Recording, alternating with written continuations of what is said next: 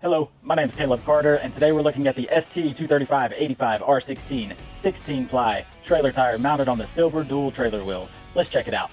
Alright, this is part number 23585-16P-SD-865-HP.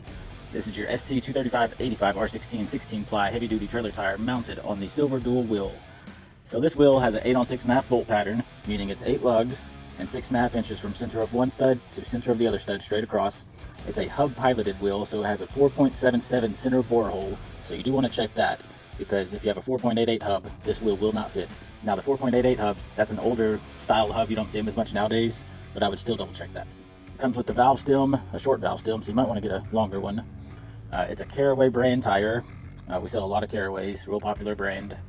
16-ply, and it's rated at 4,540 pounds on a single wheel, or the dual wheel is rated at 3,970. Load range H, so it's real heavy duty, great tire. It has the tread pattern of the ST202 on it, so that's a highway tread. So straight tread, thick shoulder on it.